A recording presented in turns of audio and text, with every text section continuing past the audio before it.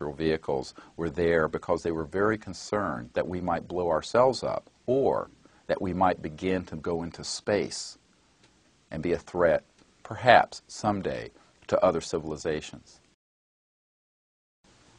Professor Robert Jacobs, as a respected professor at a major United States university, who back in the 1960s was in the United States Air Force assigned to Vandenberg Air Force Base.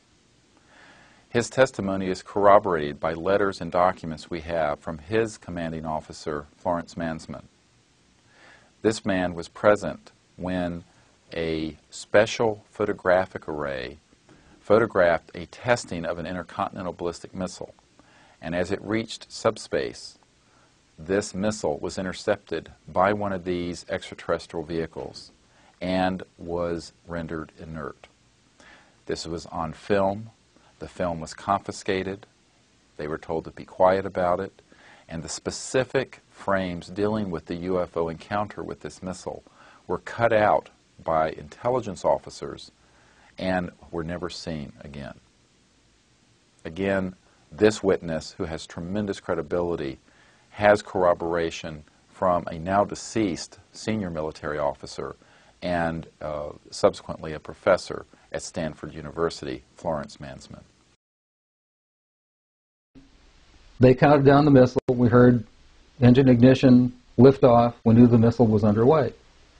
And we were looking down south, southwest, and the missile popped up through the fog. It was just beautiful. And I hollered, "There it is." And our guys on our M45 tracking mount with 180-inch lenses on it got it.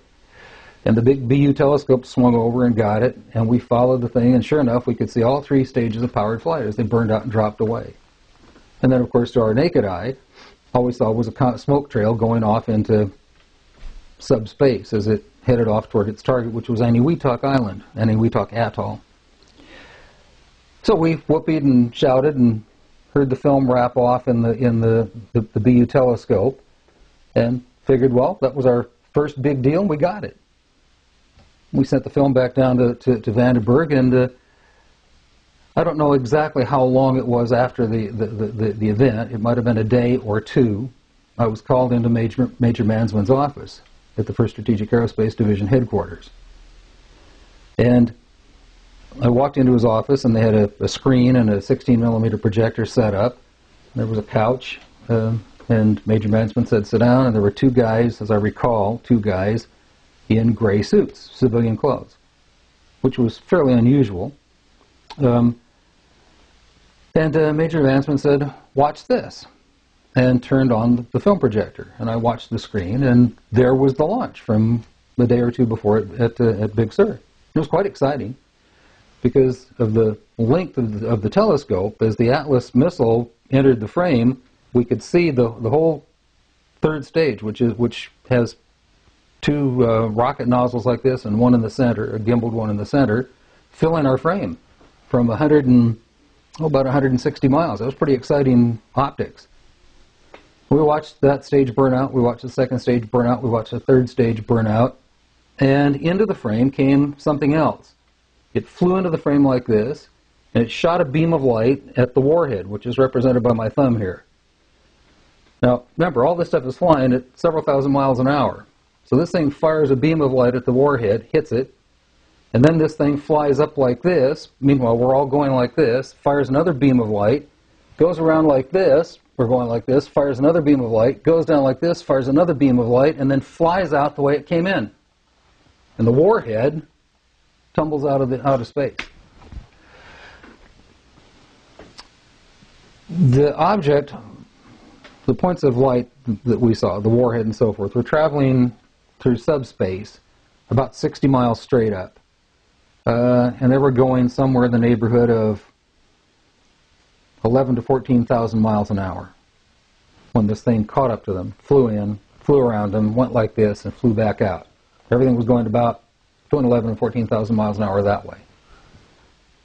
Now, when the lights came on, Major Mansman turned around and looked at me and said, "Were you guys screwing around up there?" And I said, "No, sir." And he said, "What was that?" And I said, "It looks to me like we got a UFO." Major Mansman, who was a very good reader of film, said that the feeling at the time was that it must have been extraterrestrial. That they assumed that the beam of light that struck the warhead, the dummy warhead, was some sort of plasma beam, because it looked like a plasma beam. He said what happened is this. They took the film and they spooled off the part that had the UFO on it, and they took a pair of scissors and cut it off. They put that on a separate reel, they put it in their briefcase, they handed Major Mansman back the rest of the film and said, "Here, I don't need to remind you, Major Mansman, of the severity of a security breach. We'll consider this incident closed." Colonel Ross Diedrichson had an illustrious career with the Air Force, which was followed by many years of service with the Atomic Energy Commission. During those years with the Atomic Energy Commission, he learned of specific incidents, not just one, but many, where these UFOs were over weapon storage areas, nuclear manufacturing facilities, as well as intercontinental ballistic missile sites. He also testifies that he learned specifically that we were planning to demonstrate our power to the Soviets by placing a nuclear missile on the moon and exploding it there, and that this missile was intercepted by extraterrestrial vehicles as it left Earth's atmosphere. This man has had a tremendous career, and we have documentation of his assignment not only in the Air Force, but at the Atomic Energy Commission. He is an elderly gentleman who is coming forward because he thinks this should be known by the world. It was July of 1952. And, of course, during that period of time, I made a lot of contacts. I was a staff officer for the Military Liaison Committee between the chairman of the AEC and the Secretary of Defense. And so I became acquainted with not only the Army, Navy, and Air Force, but civilian agencies, the CIA, the National Security Agency, and other contacts which I developed. During that period of time, one of my functions was to accompany a security team which visited all of the nuclear facilities to check on the security of weapons. And we were getting reports of visits by UFOs over the storage facilities and even some of the manufacturing facilities. Later, I was assigned to the Sandia Corporation as a military liaison, and I was involved in establishing a quality assurance program for the manufacture and the quality and the maintenance of the nuclear weapons. So we had to visit all of the manufacturing facilities, such as the Rocky Flats and the Pantex facility, which assembled the nuclear and non-nuclear components of the weapons. And so there again, we observed the UFOs were very much interested in the facilities that we were visiting.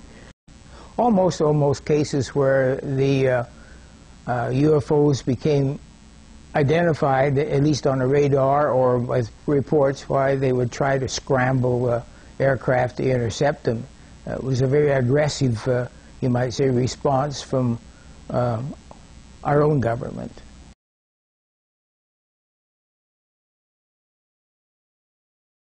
Then I was assigned to the Unified Pacific Command under Admiral Felt during the 60s, and I was the officer in charge of the alternate command post involved in nuclear weapon operation planning.